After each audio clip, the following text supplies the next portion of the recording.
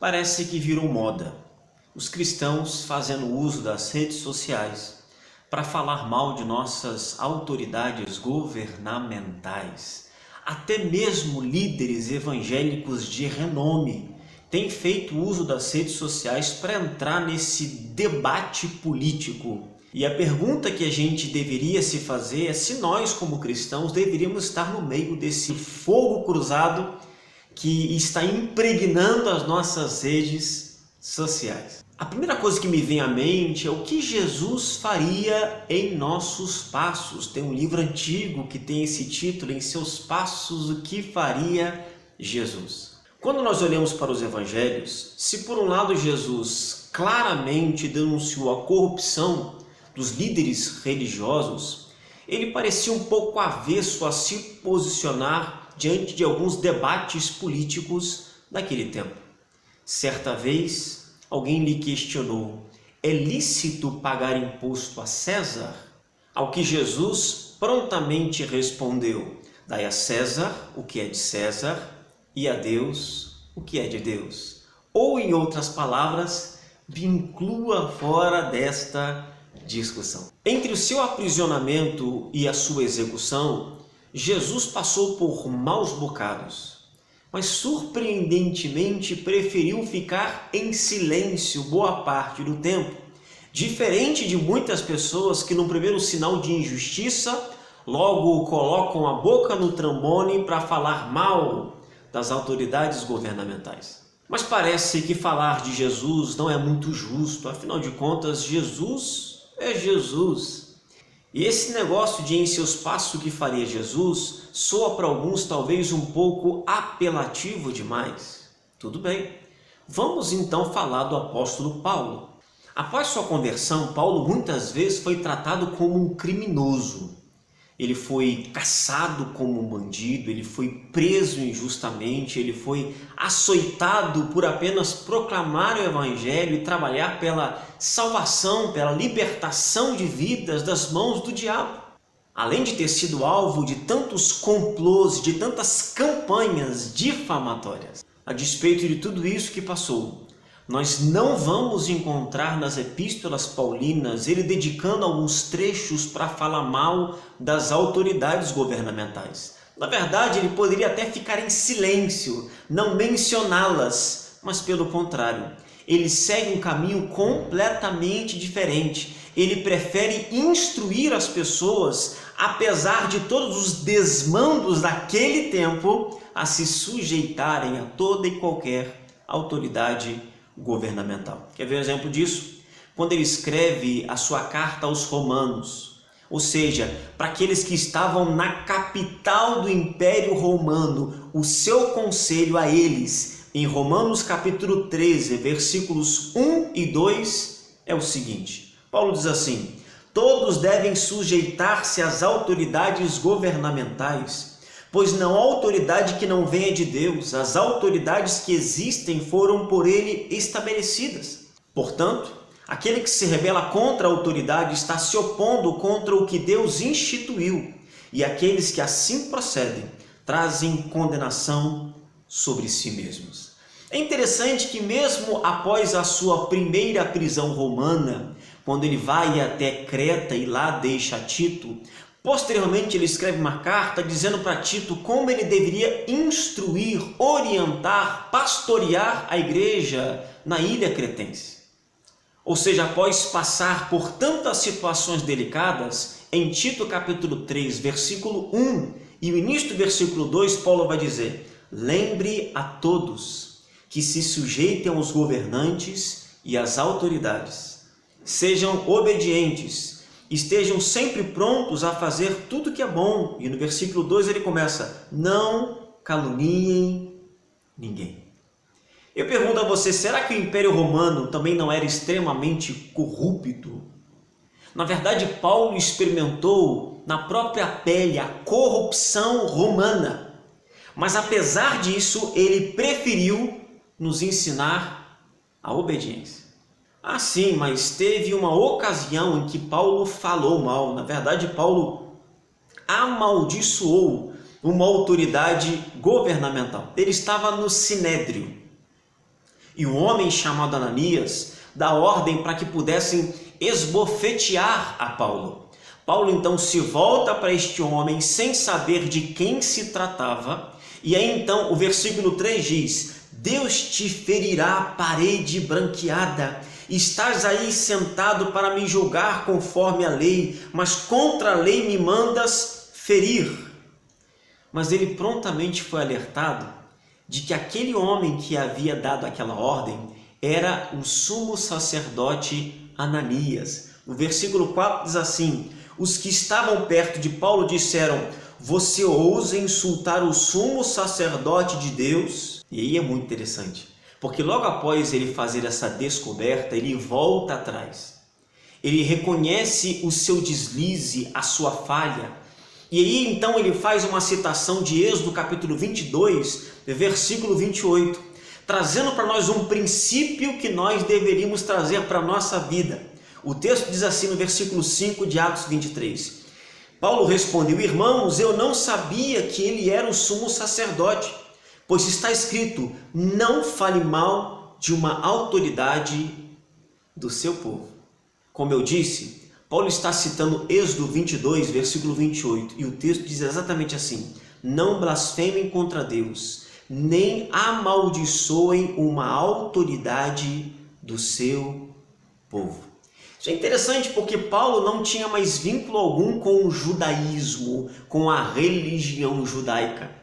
Mas a gente precisa entender que naquele contexto, olha, ele está no Sinédrio. O Sinédrio é composto por aproximadamente 70 anciãos, 72, 71 anciãos. E eles eram presididos justamente pelo sumo sacerdote. O Sinédrio era justamente o resquício de poder político que havia restado na mão dos judeus. Eles eram como que a suprema corte dos judeus. E eles tinham a condição de determinar regras de convivência, orientações, diretrizes que alcançavam os judeus, mesmo aqueles que estavam dispersos pelo mundo. Por exemplo, quando Paulo está a caminho de Damasco, ele tem cartas do Sinédrio para levar para as sinagogas de Damasco, para que pudesse então prender os cristãos. O sumo sacerdote ali, a preocupação de Paulo não era com a sua autoridade religiosa, era justamente com a sua autoridade política. E ele volta atrás na sua declaração, porque ele entende um princípio do Antigo Testamento em que não se deve falar mal, não se deve amaldiçoar uma autoridade dentro do povo. Perceba que apesar de todas as injustiças sofridas pelo apóstolo Paulo no meio de governantes ímpios, ao invés de se levantar contra eles, Paulo vai sempre ensinar a submissão. Na verdade, as principais pregações do apóstolo Paulo foram justamente ministradas quando ele estava se defendendo dessas autoridades governamentais. Ao invés de se revoltar contra elas, Paulo aproveitava aquelas situações para levar, para proclamar o evangelho de Jesus Cristo. Essas ocasiões de defesa em que ele estava sendo julgado por autoridades foram os principais palanques que Paulo utilizou para proclamar o evangelho, para dar o seu testemunho de fé, o seu testemunho de conversão a Cristo. O apóstolo Pedro também escreve para uma igreja perseguida, que sofria oposição também das autoridades governamentais. E ele diz em 1 Pedro capítulo 2, versículos 13 e 14: por causa do Senhor, sujeitem-se a toda autoridade constituída entre os homens, seja o rei como autoridade suprema, seja os governantes como por ele enviados para punir os que praticam o mal e honrar os que praticam o bem. E aí então Pedro vai fazer um link com a história de Jesus. Mais à frente, no mesmo capítulo, versículos 21 e 23, ele diz: para isso vocês foram chamados, pois também Cristo sofreu no lugar de vocês, deixando exemplo para que sigam os seus passos. Ele não cometeu pecado algum, e nenhum engano foi encontrado em sua boca, quando o insultado não revidava. Quando sofria, não fazia ameaças, mas entregava-se àquele que julga com justiça. Parece que nós estamos fazendo um pouquinho diferente disso.